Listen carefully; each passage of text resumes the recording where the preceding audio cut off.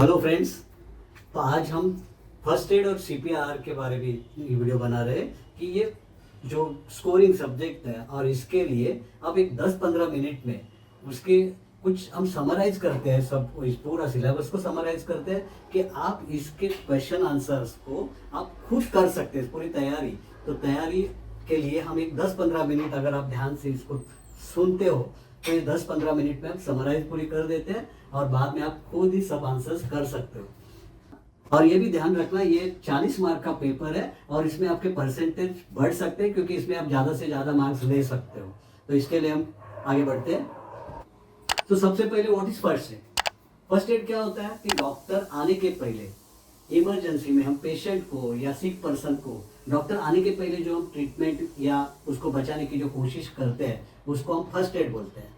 तो फिर से एक बार, फर्स्ट एड यानी क्या है? Immediate care given to an injured और sick person before medical help arise, before doctor comes. ये जो हम करते हैं उसको हम फर्स्ट एड बोलते हैं। और ये फर्स्ट एड में और क्या होता है कि आप डॉक्टर के पास जब लेके जाते हैं उसको, डॉक्टर बोलते हैं ना कि आप इसके पहले आते तो बहुत अच्छा होता, यानी वो गोल्डन आवर की बात करते हैं। तो फर्स्ट एड में ये भी कंसेप्ट अपने को याद रखिए, ये गोल्डन आवर। गोल्डन आवर यानी क्या होता है? तो पहले 60 मिनट कुछ भी जब होता है, हाँ, जो जो इमरजेंसी आते हैं उस इमरजेंसी के पहले जो 60 मिनट है उसको गोल्डन आवर्स बोलते हैं।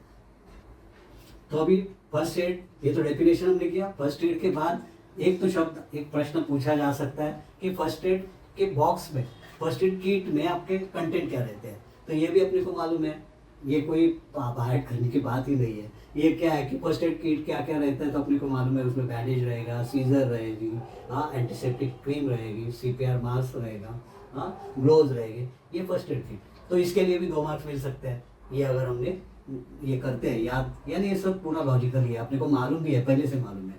तो ये तो 2 क्वेश्चन, 2-2 मार्क्स के क्वेश्चन अगर पूछते हैं तो ये 2-2 मार्क्स कवर होते जाते हैं। अभी फर्स्ट एड वैसे भी अपने को मालूम है, हाँ, कि कभी भी फर्स्ट एड जो होता है, अभी समझो एक्सीडेंटल केस है, तो फर्स्ट एड में, एक्सीडेंटल में ये भी अपने को पहले से ही मालूम है क्या करते हैं हम लोग। और प्रायोरिटी किसको देनी चाहिए? जो अनकॉन्शियस है उसको पहले प्रायोरिटी देनी है, क्योंकि हो सकता है कि उसके हम जान बचा सकते हैं।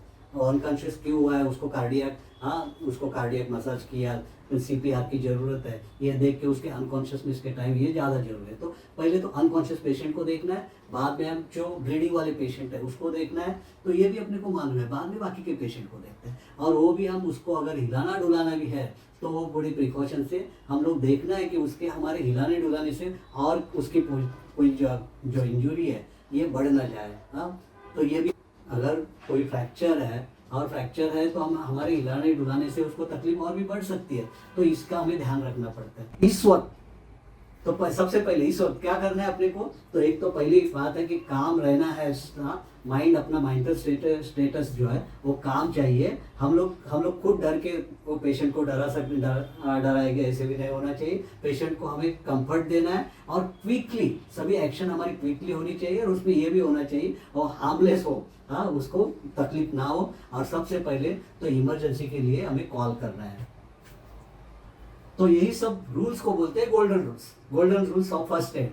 तो इसके भी अगर क्वेश्चन होता है तो इसके तो 2 मार्क्स है, इतना बताने। अभी हम देखते हैं सीपीआर कार्डियो पल्मोनरी रेसिसिटेशन।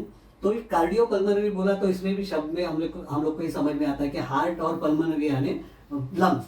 तो इसके बारे में ये कार्डियो पल्मोनरी रेसिसिटेशन, ये छुटकारा इस इमरजेंसी में। तो क्या होता है ये सीपीआर? क्या, तो ये अपने को हमने पिक्चर में भी देखा है कि कैसे वो छाती के ऊपर हाथ दे के प्रेशर देते हैं, कॉम्प्रेशन उसको बोलते हैं। तो ये कॉम्प्रेशन करना होता है छाती के ऊपर। और ये कॉम्प्रेशन जो होते हैं तो ये कॉम्प्रेशन के बीच में अपने को उनको ब्रीथिंग देना पड़ता है, हाँ, रेस्क्यू ब्रीथ बोलते हैं, वो देना पड़ता है। तो 30 चेस्ट कॉम्प्रेशन के बाद, 30 कॉम्प्रेशन के बाद हम 2 ब्रीथ देते हैं, चेस्ट ब्रीथिंग। तो ये कब इसकी जरूरत होती है? तो ये जरूरत होती है कार्डियक अरेस्ट के समय।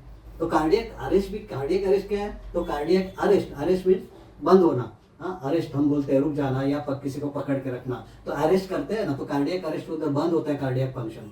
तो कार्डियक फंक्शन यानी हार्ट के फंक्शन बंद होना, हार्ट का फंक्शन लॉस होना। और क्या हो सकता है? तो पर्सन बेहोश बेहोश रहता है, हो सकता है बेहोश है, उसका ब्रीदिंग स्टॉप हो गया, ब्रीदिंग नहीं लग रहा है या उसकी पल्स नहीं लग रही है, तो इस समय हमें उसको कार्डियो पल्मोनरी रेसिस्टेशन यानी सीपीआर देने की जरूरत है। तो चेस्ट के ऊपर हम क्या करते हैं, एक प्रेस करते हैं, उस प्रेस को हम कॉम्प्रेशन बोलते हैं। तो ये कॉम्प्रेशन जो होता है वो वैसे तो एक एवरेज उसका 100 से 120 एक मिनट के अंदर अपने को कॉम्प्रेशन देने पड़ते हैं, और ये कॉम्प्रेशन देते हुए अपने 30 कॉम्प्रेशन के बाद तो रेस्क्यू ब्रीथ देनी पड़ती है, माउथ टू माउथ जो ब्रीथ देते हैं वो भी देनी पड़ती है। और ये रेस्क्यू ब्रीथ देते हैं, कॉम्प्रेशन देते हैं। रेस्क्यू ब्रीथ के समय भी ये भी देखना है कि उसकी चेस्ट फिर से ऊपर आती है या नहीं, उसको रिकॉइल बोलते हैं, तो फिर से आती है कि नहीं, इसको भी देखना है।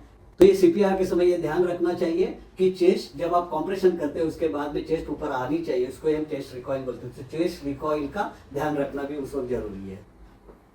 तो आपके क्वेश्चन सेट में सीपीआर के लिए एक लॉन्ग आंसर क्वेश्चन भी है कि जिसमें आपको एक्सप्लेन करना है कि सीपीआर एडल्ट के लिए, बच्चे के लिए और न्यूबॉर्न शिशु के लिए, उसको इन्फेंट बोलते हैं। तो उसके लिए आपका सीपीआर का एक क्वेश्चन उन्होंने दिया है। तो इनके इसमें क्या लिखेंगे आप, तो सीपीआर का डेफिनेशन तो आपको मालूम है। उसके बाद में एडल्ट के लिए सीपीआर का टेक्निक 2 हाथ ये कर रहे हैं। बच्चे के लिए तो उसके चाइल्ड के लिए हम 1 हाथ यूज करेंगे या 2 हाथ भी यूज कर सकते हैं। और इन्फेंट के लिए 2 फिंगर्स की हम लोग 2 फिंगर से सीपीआर करते हैं। तो देखो अभी पहले से हमने कार्डियक अरेस्ट, सीपीआर ये सब बताया, वही इस आंसर में आ जाएगा। और इसके साथ में ये जो बोला है इसको जोड़ते हैं तो हो गया 10 मार्क की तैयारी। तो अभी देखते हैं बीएलएस, बेसिक लाइफ सपोर्ट। ये 10 मार्क का एक क्वेश्चन है। तो इस 10 मार्क के क्वेश्चन में स्टेप्स पूछे गए कि आप बीएलएस के स्टेप्स कैसे हैं। और बीएलएस ये बेसिक लाइफ सपोर्ट किसके लिए करने वाले हैं, तो जिस पेशेंट उसकी पल्स नहीं चल रही है, उसका ब्रीदिंग नहीं चल रहा है, पेशेंट अनकॉन्शियस है सामने, तो उसके लिए ये बेसिक लाइफ सपोर्ट्स। तो स्टेप वाइज हम कैसे करेंगे, इसका क्वेश्चन पूछा गया। तो इसमें तो सीपीआर तो आने वाला है। और एईडी, तो ये एईडी क्या है, ऑटोमेटेड एक्सटर्नल डिफिब्रिलेटर। तो एईडी एक डिवाइस है, एक मशीन है, वो हार्ट के रिदम को चेक करती है और जरूरत पड़ने पर शॉक भी देती है। तो इस मशीन का आप स्क्रीन पे देख रहे हैं। तो ये मशीन जब आप चालू करते हो तो एक प्रिकॉशन लेनी है, पेशेंट को टच नहीं करना है। इस मशीन में आप देख रहे हैं कि इसके पैड होते हैं, पैड चेस्ट के ऊपर ये चिपकाए जाते हैं और ये मशीन से उसको उसके हार्ट रिदम को चेक करने के बाद कुछ कभी क्या शॉक देते हैं, ये मैंने पहले बताया था। तो आर्टिफिशियल रेस्पिरेशन, इसके बारे में अपने को पता है कि हम माउथ टू माउथ और ये होता है रेस्पिरेशन हम देते हैं, या तो कभी कभी एक डिवाइस, बैग मास्क डिवाइस होता है, ये यूज करते हैं हम लोग। अभी हार्ट अटैक में क्या होता है, तो हार्ट का ब्लड फ्लो स्टॉप हो जाता है। तो उस वक्त सिम्टम क्या है, तो चेस्ट पेन रहेगा, breathing sweating, breathing agonal breathing रहेगा, स्वेटिंग जोरदार स्वेटिंग रहेगा, नौसिया रहेगा, ये सब सिम्टम्स आएंगे। तो इस सिम्टम्स में और क्या क्या हम सिम्टम्स देखेंगे, तो चेस्ट पेन तो है ही, आर्म पेन रहेगा, नेक पेन रहता है, चेहरे पे इधर भी पेन रहता है, ये सब सिम्टम्स में आते हैं। अभी अंजाइना भी एक टर्म है हार्ट रिलेटेड। अंजाइना में भी क्या होता है कि चेस्ट पेन रहता है, या हार्ट का ब्लड फ्लो रिड्यूस हो गया, इसके कारण होता है, ब्लड फ्लो कम हो गया, इसके लिए चेस्ट पेन होगा। और बाकी जो सिम्टम्स दिखते हैं वो सिम्टम्स, तो इस सिम्टम्स में उसको जो पेन रहता है वो पेन, ब्रीदिंग वो पेन जो रहता है वो थोड़ा रेस्ट लेने के बाद वो कम हो जाता है। ये चलते फिरते और भी उसको कोई मूवमेंट करता है तो उसको पेन आता है, इसको एंजाइना पेन बोलते हैं। तो इसमें शॉर्टनेस ऑफ ब्रीथ भी होता है। तो अभी तक हमने सिर्फ हार्ट के बारे में भी क्या देखा था, हमने जो डेफिनेशन में कार्डियक अरेस्ट, बाद में हार्ट अटैक देखा है और ये एंजाइना, ये तीनों भी हमने देखा कि ये तीनों क्या है, एक ही हार्ट के बारे में हम लोग देख रहे थे। अब वाइटल साइंस यानी इम्पोर्टेंट जो सिम्टम्स होते हैं बॉडी के, साइंस होते हैं, सिग्नल होते हैं, उसको हम वाइटल साइंस बोलते हैं। कि ये वाइटल साइंस में क्या आता है कि टेम्परेचर, बाद में हम पल्स देखते हैं, टेम्परेचर देखते हैं, और क्या देखेंगे, ब्लड प्रेशर देखेंगे, और सांस की गति, उसको रेस्पिरेशन रेट बोलते हैं, और ऑक्सीजन सैचुरेशन, इनको हम देखते हैं। क्योंकि इनमें अगर गड़बड़ी आती है तो इमरजेंसी आ जाती है। तो हम लोग तो फर्स्ट एड सीख रहे हैं, तो इमरजेंसी, तो इनको देख के हम इमरजेंसी का पता लगा देते हैं। तो ये वाइटल साइंस का हम लोग को मालूम होना चाहिए। जैसे टेम्परेचर अगर 90.6 फ़ारेनहाइट से उससे ज़्यादा है तो इमरजेंसी है। बाद में हम देखते हैं अगर उसकी पल्स जो है, पल्स 60 to 100 ये पल्स होनी चाहिए। पल्स अगर ज़्यादा हो रही है या कम हो रही है तब भी क्या है, इमरजेंसी है, तो तब फर्स्ट एड की ज़रूरत है। बाद में हम उसकी सांस की गति जो है, हाँ, रेस्पिरेशन रेट जो है वो हमको तो मालूम है 12 से 20 तक का। इसे कम और ज़्यादा होता है तो फिर भी इमरजेंसी है, तो उसको फर्स्ट एड की ज़रूरत है। और ऑक्सीजन सैचुरेशन अभी आप लोग को सबको मालूम है ना, वो देखा है ना अपने आप से, कोरोना के टाइम से ज़्यादा अभी ऑक्सीजन सैचुरेशन ये शब्द ज़्यादा फेमस हो गए। तो ऑक्सीजन सैचुरेशन देखते हैं, तो ऑक्सीजन सैचुरेशन 95 से 100% 100 तक जाता है, उससे कम होते जाता है तो समझते हैं हम लोग ये अभी इमरजेंसी की स्टेज है, तो उसमें फर्स्ट एड की ज़रूरत है। अब देखते हैं शॉक ये एक लाइफ थ्रेटनिंग कंडीशन है, एक सीरियस जानलेवा बोलते हैं वो कंडीशन होती है। और इसमें क्या होता है कि ब्लड फ्लो या ऑक्सीजन बॉडी को कम हो जाता है, तो इसे स्किन अपनी पेल सिम्टम्स में स्किन पेल दिखती है, चक्कर जैसे लगता है, बीपी लो होता है और पल्स वीक होती है। तो शॉक में हम लोग ने शॉक में क्या देख रहे हैं हम लोग, तो ऑक्सीजन और ब्लड, यानी ऑक्सीजन जो मिलता है ब्लड से ही आता है, तो ये इसका क्या होता है कि ये कम हो जाता है बॉडी में, तो ये कम हो जाता है। इसके लिए शॉक की कंडीशन में क्या होता है, जब ये कम होता है, इसका सर्कुलेशन कम होता है तो ऑर्गन फेलियर हो जाते हैं। ये होता है शॉक की कंडीशन जो होती है, सिम्टम्स में ये आते हैं। तो इसके प्रकार जो होते हैं, इसमें हाइपोवॉलेमिक शॉक जो आपके सिलेबस में हाइपोवॉलेमिक वॉल्यूम, तो वॉल्यूम कम होना, तो इसके कारण ऑर्गन फेलियर हो जाते हैं। तो ये जो हाइपोवॉलेमिक शॉक, दूसरा एक शॉक है जो एनाफिलेक्टिक शॉक बोलते हैं। एनाफिलेक्टिक शॉक जो होता है किसी का एलर्जी के कारण होता है एनाफिलेक्टिक शॉक, उसमें भी यही होता है कि इसके भी सिम्टम्स है, कभी स्वेलिंग आती है, डिफिकल्ट ब्रीदिंग को डिफिकल्टी हो जाती है, ब्लड प्रेशर लो हो जाता है, ये सब एनाफिलेक्टिक शॉक में होता है। और शॉक में ये भी हो जाता है कि जब कार्डियोजेनिक शॉक यानी हार्ट के बारे में, वो हार्ट से रिलेटेड, वहाँ भी ब्लड वॉल्यूम कम हो जाना या फ्लूइड कम हो जाना, जो हम लोग बोलते हैं कार्डियोजेनिक शॉक होता है, न्यूरोजेनिक शॉक होता है, ये आपके इसमें सिलेबस में नहीं है। तो शॉक के समय की मैनेजमेंट क्या करते हैं हम लोग, तो इसके लिए अपने को बताना पड़ेगा कि पर्सन को हम क्या करते हैं, लाई डाउन यानी पर्सन को लिटा देते हैं, उसके पैरों की जो स्थिति है थोड़ी उसको रेज करते हैं, थोड़ा ऊपर लेते हैं क्योंकि सर्कुलेशन बराबर चले, और उसको वार्म रखने की कोशिश करते हैं क्योंकि वो बॉडी उसकी ठंडी पड़ जाती है। हम लोग देखते हैं ना कि उसकी स्किन पेल हो जाती है क्योंकि ब्लड सर्कुलेशन बराबर जा नहीं रहा है, तो उसको वार्म रखने की कोशिश करते हैं और उसके ब्रीदिंग को और उसके ब्रीदिंग को मॉनिटर करते हैं कि कैसे ब्रीदिंग चल रही है, और सर्कुलेशन के ऊपर भी ध्यान रखते हैं उसको। हाँ, क्योंकि सर्कुलेशन अगर कम होता है तो आपने देखा है स्किन पेल हो जाएगी, स्किन का कलर बदलता है, ये भी हमने सिम्टम में आते हैं।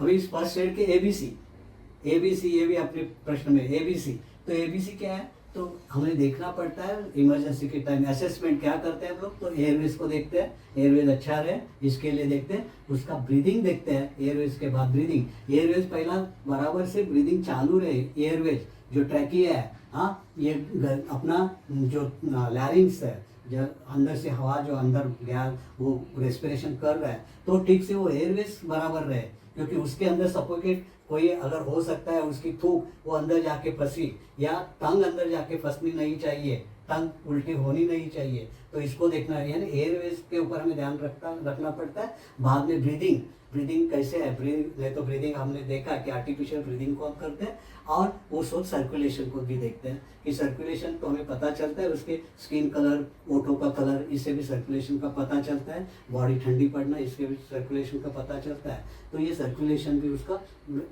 अच्छा मेंटेन रहे, इसके लिए हम क्या करते हैं, या सर्कुलेशन हेड की तरफ सर्कुलेशन रहे, तो हम वैसे अभी हमने देखा कि शॉक मैनेजमेंट में जैसे करते हैं, पर्सन को नीचे लिटा के उसको अगर सर्कुलेशन की ज़रूरत है तो पैर की स्थिति, पैर की ये थोड़ी ऊपर रखते हैं, हाँ, और जो सर्कुलेशन ब्रेन की तरफ हो जाए, अच्छा सर्कुलेशन मिल जाए, तो इस तरह से हम देखते हैं एबीसी में। अब देखते हैं स्ट्रोक यानी क्या होता है, ब्रेन का फंक्शन लॉस हो जाता है, और ब्रेन का फंक्शन क्यों लॉस हो जाएगा, तो एक तो उसका जो सर्कुलेशन है, उसमें सर्कुलेशन क्लॉट के कारण सर्कुलेशन बंद हो जाता है, तो उसको हम इश्केमिक ये बोलते हैं, स्ट्रोक बोलते हैं। और कभी कभी क्या होता है, ब्रेन के अंदर की नसें जब फट जाती है तो हाँ, तो भी ब्लड बराबर ब्रेन को मिलता नहीं है, उसको हीमोरेजिक स्ट्रोक बोलते हैं। तो इस तरह के ये दो स्ट्रोक, इश्यूमिक और हीमोरेजिक स्ट्रोक। और इसको हम इमरजेंसी को आइडेंटिफाई कैसे करेंगे, तो इसके लिए एक शब्द आपने को दिया है, फास्ट। फास्ट यानी हम क्या करते हैं, उस इमरजेंसी को हम लोग कैसे पहचान सकते हैं, क्योंकि इमरजेंसी को पहचानना है, अपने को डॉक्टर के पास लेके जाना है, तो यही फर्स्ट एड है अपने लिए। तो क्या करेंगे, तो उसका फेस देखते हैं। फास्ट यानी पहला फेस को देखते हैं। फेस को अगर वो फेस अनइवन लग रहा है, फेस में ड्रॉपिंग आ गया है एक साइड, वो समझ में आता है, फेस में अलग कुछ चेंज दिखता है, तो फेस देखता है। फेस फास्ट, फास्ट में एफ फॉर फेस। बाद में ए आर्म्स जो है उसके, तो आर्म्स को हम अगर उसको ऊपर करने को बोलेंगे तो आर्म्स में ताकत नहीं है, वो दोनों हाथ एक साथ में ऊपर भी नहीं कर सकता है बराबर, या करने को जाएगा तो हाथ उसका ड्रॉप हो जाता है, तो उसको ताकत नहीं रहती, वीकनेस ऑफ आर्म्स। हाँ, तो एफ ए। हाँ, एस यानी क्या होता है, उसकी स्पीच जो है वो स्लर्ड रहती है, उसको बोलने को कुछ कहे तो स्लर्ड बराबर बोल नहीं सकता है। और ये तीन जब आपको ये दिख रहे हैं इसके सिम्टम्स, तो क्या टी यानी क्या है, तो time to call the ambulance, to call the doctor पड़ता है। अगर यही अपना फर्स्ट एड बराबर होता है तो आगे वो पैरालिसिस के धोखे से उसका धोखा टल जाता है। अब देखते हैं सीजर। सीजर यानी जो एपिलेप्टिक, हम लोग एपिलेप्टिक अटैक भी बोलते हैं सीजर में, हाँ, मिर्गी का दौरा बोलते हैं। उस वक्त क्या होता है, अनकंट्रोल्ड बॉडी मूवमेंट हो जाती है। आप देखते हैं उसको, आपने अभी तक ऐसे देखे भी होंगे, अनकंट्रोल बॉडी मूवमेंट। और हम क्या, हमें मालूम नहीं है तो हम क्या करते हैं, उसकी मूवमेंट को रोकने की हम लोग कोशिश भी करते हैं कभी, लेकिन ये करना नहीं है। अपना फर्स्ट एड यही है कि उस वक्त ये मूवमेंट को रोकने की कोशिश नहीं करनी है वो तो। और हमें फर्स्ट एड में इतना ही करना है कि उसके बॉडी, उसके सर को कोई किसी बात, किसी आजू बाजू की कोई चीज़ से उसको आघात ना हो, उसको डैमेज, उसको इंजरी ना हो, तो उसको प्रोटेक्ट करना है, उसके हेड को प्रोटेक्ट करना है। ये बात अपने को उसके लिए करनी है। बाकी उसको कुछ अपने आप थोड़े टाइम के बाद वो चली जाती है चीज़ें, बाकी डॉक्टर का एडवाइस लेना है, तो ये कर सकते हैं हम लोग। और उसकी जो गर्दन, उसकी जो हेड है, हेड को टिल्टेड रखना है, साइड में रखना है, ये भी देखना है। बस वो अपने आप हो ही रही है, वो उसकी गर्दन वो खुद ही ऐसे टिल्टेड, वो खुद ऐसे करता है, तो अपने को पकड़ के उसको स्थिर नहीं करना है, ये ध्यान में रखना है कि वो टिल्टेड तो अपने आप वो कर रहा है। हाँ, बाय यानी एक नेचुरल वे से खुद को बचाने के लिए उसकी बॉडी काम कर रही है, वो टिल्टेड वे से ऐसे ऐसे हेड को टिल्ट कर रहा है, तो हमें उसको सपोर्ट करना है। क्योंकि नहीं तो हम अगर उसको ऐसे पकड़ते हैं तो उसकी थूक, लार या उसकी टंग कभी उसके थ्रोट पे जाके अंदर फंस जा सकती है, तो सफोकेशन हो सकता है। और हमारे ये इस कारण उसको हम लोग और भी उसकी कंडीशन वर्स हो सकती है। तो यही अपना फर्स्ट एड है कि उसको उसकी मूवमेंट को रोकना नहीं है, और उसके हेड को प्रोटेक्ट करना है, और उसके गर्दन को जो वो टेढ़ी जो टिल्टेड रखता है तो उसको भी उसको सपोर्ट करना है। अब पॉइजनिंग के बारे में अपने को ये सब मालूम है कि पॉइजनिंग के जो सिम्टम्स होते हैं। अगर पॉइजनिंग क्यों होता है, तो पॉइजनिंग कोई हार्मफुल सब्सटेंस अपनी बॉडी में जाता है बाय स्वेलोइंग या बाय इनहेलिंग या बाय टचिंग। तो ये जब जाते हैं तो इसके जो सिम्टम दिखते हैं, तो उस सिम्टम को हम क्या कर सकते हैं, एक तो फर्स्ट एड अपने लिए क्या है कि उस वक्त और कुछ खाने पीने को उस वक्त नहीं देना है। ये पहला अपना फर्स्ट एड का एक पहला ये है। हाँ, तो ये कर सकते हैं। बाकी का पॉइजन कंट्रोल को या बाकी डॉक्टर का बाद में हम उसके डॉक्टर के पास जा सकते हैं। अब देखते हैं डायबिटिक इमरजेंसी। अभी डायबिटिक इमरजेंसी में क्या, डायबिटिक इमरजेंसी यानी क्या, शुगर का कम हो जाना, तब ये इमरजेंसी आती है, उसको हाइपोग्लाइसेमिक कंडीशन बोलते हैं। तो शुगर जब कम हो जाती है, ब्रेन को शुगर बराबर नहीं मिल रही है, तो हमें क्या करते हैं ना, फर्स्ट एड के लिए हमें क्या करना पड़ता है, उसको शुगर थोड़ी टंग के नीचे हम बोलते हैं ना, देते हैं, थोड़ी शुगर देते हैं, आया तो जूस देते हैं, और उसको हम लोग ये फर्स्ट एड उस वक्त कर सकते हैं। तो इसके सिम्टम भी पहचानने आने चाहिए ना। सिम्टम क्या होता है, एक तो उसको पूरा वीकनेस लगेगा, बॉडी उसकी शेक कर रही है, शेकिंग कर रही है बॉडी, और इसमें स्वेटिंग, पसीना आ रहा है, कंफ्यूजन लग रहा है, उसे कुछ समझ में नहीं आ रहा है, और उसकी उसको धुंधला दिख रहा है, ब्लड विजन बोलते हैं, ब्लड विजन ये दिखती है। तो ये अगर कॉन्शियसनेस, वो कॉन्शियसनेस के साथ है, वो कॉन्शियस है, तो उसको हम शुगर या जूस दे सकते हैं, कॉन्शियस है तो। अभी स्ट्रोक में भी और एक अपना टॉपिक है, हीट स्ट्रोक। इसमें क्या होता है कि बॉडी का टेम्परेचर बढ़ जाता है, 104 से भी ऊपर जाता है, और उस वक्त भी अनकॉन्शियसनेस आ सकता है, स्वेटिंग, उस वक्त स्वेटिंग नहीं आती है। और ये हो गया ज़्यादा हीट के कारण। वैसे हीट अगर कम हो जाती है ठंड के कारण, उसको हाइपोथर्मिया बोलते हैं, हाइपोथर्मिया। हाँ, तो बॉडी का टेम्परेचर कम हो जाता है, वो बिलो 95 डिग्री हो जाता है और इसमें ठंड लगती है, शिवरिंग आता है और इसमें कन्फ्यूजन जैसे होता है, स्किन कोल्ड पेल पड़ जाती है, ये इसमें कंडीशन ये होती है। तो ये स्ट्रोक में और एक आता है शब्द सन स्ट्रोक। अब हीट स्ट्रोक सन स्ट्रोक दोनों भी सेम है। हाँ, हीट के कारण हो रहा है और उसके प्रिवेंटिव मेजर को पूछा गया है। तो प्रिवेंटिव मेजर अपने को मालूम ही है ना, ये सब अपने इसके लिए कोई रट्टा मारने की जरूरत भी नहीं है ना, ये मालूम है कि हीट को कैसे कम किया जाए। तो हाइड्रेटेड रहना है, पानी ज़्यादा पीना है। हाँ, अभी तो इसके प्रिवेंटिव मेजर में क्या करना, डायरेक्ट सन में नहीं जाना है, सन एक्सपोजर हाँ नहीं, बॉडी को ये करना है, डायरेक्ट सन में नहीं जाना है। बाद में उसके लिए तो अपने को मालूम है, बाकी अगर जाना पड़ता तो अम्ब्रेला कैप इसका यूज़ करना है, सनस्क्रीन जो इसको यूज़ करना है, क्लोथिंग अपना क्लोथिंग बराबर से हाँ इसको ध्यान में रखना है, कोई टाइट कपड़े वगैरह ना है, हाँ शायद लूज कपड़े हो। और बाद में हम लोग ये भी देखते हैं कि सनस्क्रीन या शेड हाँ उसको यूज़ करना है। गीले कपड़े से मुंह पोंछते रहना है, कानों को पोंछना है, हाँ ये भी करना है क्योंकि कूलिंग अपने को बॉडी को कूल रखना है। अब देखते हैं बर्न्स, जलना। तो बर्न्स के आपके क्वेश्चन बैंक में आपके यहाँ उसका फर्स्ट एड के बारे में कुछ नहीं बताया, लेकिन बर्न्स के लिए इतना तो पूछा गया है कि बर्न्स की डिग्री ऑफ बर्न, तो first degree of burn, second degree of burn, third degree of burn, ये पूछा गया है। तो ये भी अपने लिए कोई ये बात नहीं है। फर्स्ट डिग्री यानी ऊपर ऊपर जो बर्न होता है उसको फर्स्ट डिग्री ऑफ बर्न बोलते हैं। सेकेंड डिग्री उससे ज़्यादा जो बर्न होता है, जहाँ ब्लिस्टर्स फोड़े आ जाते हैं, वो सेकेंड डिग्री ऑफ बर्न। और थर्ड डिग्री में क्या होता है कि पूरा अंदर तक वो बर्न की चली जाती है, तो अंदर जाके तो ये पेनलेस बर्न होता है वहाँ हाँ, और पूरा जल जाता है अंदर, तो इसको ये पेनलेस, क्योंकि नर्व एंडिंग्स तक जल जाते हैं तो ये पेनलेस। तो 3 डिग्री ऐसे, पेन का 3 डिग्री, बर्न का 3 डिग्री बताया। और वैसे ही उन्हें रूल ऑफ 9 एक पता है कि उसमें हम परसेंटेज निकालते हैं, बॉडी के पार्ट कितना पार्ट बर्न हो गया है, तो वो परसेंटेज है, वो भी आप फिगर में देख सकते हैं। तो इसमें आप देख रहे हैं फिगर में, तो बॉडी के पार्ट को 9 परसेंटेज में डिवाइड किया है, वैसे वो कैलकुलेट करते हैं कि कितना बॉडी बर्न हो गया है। और बर्न में और भी एक क्वेश्चन है अपने को, बर्न के 2 टाइप ऑफ बर्न बताया कि एसिडिक बर्न, एसिड के कारण, केमिकल बर्न, केमिकल के कारण जो बर्न होता है, और दूसरा बर्न जो है इलेक्ट्रिक के कारण भी बर्न हो सकती है बॉडी। तो ये बर्न के 2 प्रकार बताए हैं। अभी फ्रैक्चर्स में 2 तरह का फ्रैक्चर्स, एक ओपन फ्रैक्चर, एक क्लोज फ्रैक्चर। अभी ओपन फ्रैक्चर क्या बोलेंगे, तो जिसमें स्किन के बाहर बोन आता है उसको ओपन फ्रैक्चर, और वहाँ इन्फेक्शन का ज़्यादा डर है। और दूसरा जो क्लोज फ्रैक्चर है उसमें इन्फेक्शन का ऐसे डर नहीं है, लेकिन वहाँ पेन भी रहेगा, स्वेलिंग रहेगी। ये 2 फ्रैक्चर के प्रकार है। अभी इसके बाद अभी फ्रैक्चर के बारे में ये भी अपने को मालूम है, हम बचपन से देखते हैं कि फ्रैक्चर को कैसे बैंडेज किए, प्लास्टर भी करते हैं। तो जब हम क्या करते हैं फ्रैक्चर में, उसको सपोर्ट देते हैं, उसको स्प्लिंट बोलते हैं। तो स्प्लिंट ये सपोर्ट भी कौन से मटेरियल का, ये भी अपने को मालूम है। कभी वुडन एक प्लैंक रहती है, या काठी का सपोर्ट रहता है, पेपर या हार्ड पेपर का सपोर्ट रहता है, पुट्ठे का सपोर्ट रहता है। ये सब आपको इसके बारे में भी आप लिख सकते हो, स्प्लिंट के बारे में, उसके स्टेजेस कैसे, स्टेप्स कैसे रहे, ये भी आप लिख सकते हो। अब फ्रैक्चर हो गया। अभी वुंड के उन्होंने पूछा है, वुंड के प्रकार टाइप पूछे हैं। तो एक में तो कट हो जाता है, एक में स्किन के ऊपर स्क्रैप जैसे हो जाता है। तो वुंड एक खरोच हो जाती है, मराठी में हम बोलते हैं खरचटना, तो खरोच स्क्रैपिंग बोलते हैं। तो कभी कट हो जाता है, उसका इंसिजन बोलेंगे। टर्न ऑफ होती है, पूरी स्किन फट जाती है, उसका टर्न ऑफ। हाँ, या लैसिरेशन, कोई ऐसे ये हो जाता है अल्सर जैसे, टीयर जैसे ऊपर, तो ये होता है। और कभी कभी होल पड़ता है स्किन को।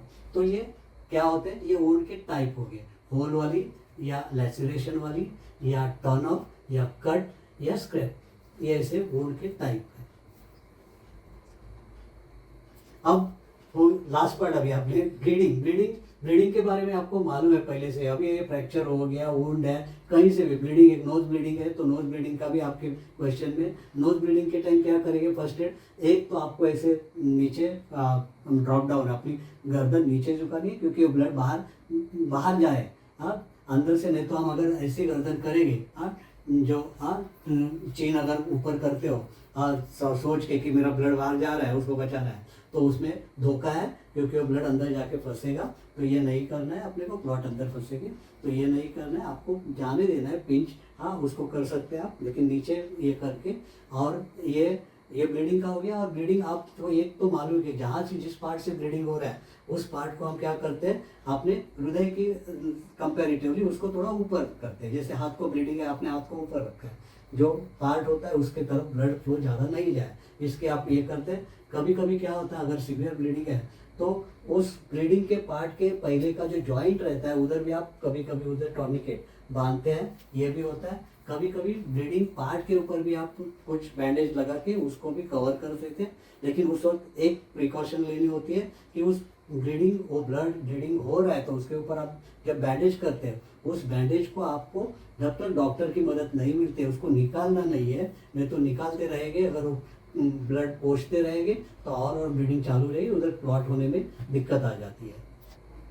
अभी मैंने जो बोला टॉर्निकेट बांधते हैं जॉइंट के ऊपर के पार्ट में, तो वहाँ भी एक प्रिकॉशन लेनी है कि आपको आगे क्या करना है, बीच बीच में जो टॉर्निकेट को थोड़ा साइड लूज भी करना है। पूरा ऐसे बांध के आप डॉक्टर के पास जाते जाते वो नहीं तो गैंग्रीनस बन जाएगा पूरा। हाँ, वो पार्ट अपना मर जाएगा। तो इसमें बीच बीच में उसका खोलना भी है और ब्लड सर्कुलेशन को भी देखना है कितना बॉडी में, बाकी थोड़ा तो सर्कुलेशन तो जा ही रहा है, इसको देखना है। आपने ब्लीडिंग को रोकने के लिए, कम करने के लिए तो किया है, लेकिन आपको उसको देखना है, आपके नेल को भी देखना है कि वहाँ दबा के देखना है कि वो नेल में अपने को उधर ब्लड सर्कुलेशन चल रहा है नहीं चल रहा है, इसको अपने को देखने को मिलता है। बॉडी अगर हाथ में नमनेस आ रहा है, कोल्डनेस आ रहा है तो बीच बीच में आपको क्या करना है, वो टॉर्निकेट को खोलना है। और नेल में कैसे देखेंगे, तो नेल को ऐसे पिंच आप दबाते हैं, तो दबाने के बाद छोड़ देते हैं, तो दबाते वक्त उसमें थोड़ा वाइटिश आ जाता है इधर, और खोलते हो तो फिर से उसको उसका कलर मिलता है, ये हम देखते हैं। तो जब छोड़ते हैं तो उस नेल को फिर से पिंक कलर आ जाता है। तो अब तक हमने पूरा ये अपना सिलेबस को हमने फास्ट रिवीजन किया है, रिवाइज किया है। अभी आप अगर क्वेश्चन पेपर को देखते हैं तो आपको ऑलमोस्ट आप सभी क्वेश्चन के आंसर्स लिख सकोगे। अब इसमें कुछ बचा कुचा होगा, जैसे नॉकडाउन टूथ है तो उसके लिए प्रश्न पूछा गया। तो हमें मालूम है अगर दांत अगर निकलता है, टूथ गिर जाता है, निकल आता है तो क्या करना है, तो हमें मालूम है उसको संभाल के रखना है। हाँ, उसको उसके रूट को हाथ नहीं लगाना, इन्फेक्शन या कुछ ना हो जाए उसको, उसके भी कुछ बैक्टीरिया वायरस ना पकड़े, तो हमको ये तो प्रिकॉशन मालूम है। तो उसको अपनी थूक में रखना है या मिल्क में रखना है और डेंटिस्ट के पास जाना है उसको लेके। तो ये हो गया 2 मार्क। तो अब 10 मार्क के प्रश्न में आप देखेंगे ESM और RTA ऐसे प्रश्न देखते हैं हम लोग। तो इसमें ESM यानी क्या, तो इमरजेंसी सीन मैनेजमेंट ये है, और RTA यानी रोड ट्रैफिक एक्सीडेंट। तो अभी इसके बारे में भी आप सिर्फ विजुअलाइज करो, इमेजिन करो, ये आपके सामने हो रहा है, हो गया है, तो आप क्या करेंगे, तो इमेजिन करो, वही लिखना है आपको। आप क्या करेंगे, पहले तो वहाँ अगर ट्रैफिक रोड पे एक्सीडेंट हुआ है, ये सीन अगर आपके सामने है, तो पहले तो आजू बाजू जो गाड़ी आ जा रही है उसको तो आप बोलेंगे भाई रोको रोको, उसको तो रुकाएंगे आप। बाद में वहाँ जो भीड़ है उसको भी बोलेंगे मैं कुछ यहाँ मदद कर सकता हूँ, उनके पास जाके वो करेंगे। और वहाँ क्या क्या हो रहा है उसको, हाँ, तो कभी जो अनकॉन्शियस है कुछ है तो उसको देखते हैं, उसको CPR की ज़रूरत है तो वो देखेंगे आप। हाँ, बाद में वहाँ ब्लीडिंग वाले प्रॉब्लम है तो उसको आप कैसे हैंडल करेंगे। ये सब ये आपने जो अभी तक जो किया है, हाँ, वही उधर यूज़ करें, वही लिखना है आपको बस। तो अभी आप एक बार आपके क्वेश्चन पेपर को देखो, क्वेश्चन सेट को देखो, हाँ, उसके आंसर्स को देखो, हाँ, तो आपको समझ में आ जाएगा ये सब कुछ कवर हो गया है। और ये याद रखना भी एकदम आसान है, क्योंकि याद रखने की बात ही नहीं, सब समझ, ये सामने आप विजुअलाइज करेंगे, इमेजिन करेंगे, सब मालूम पड़ रहा है तो ये करेंगे। और इसकी चाहे तो मैं PDF भी आप मांगते हो तो वो भी मैं दे रहा हूँ। Thank you, best of luck.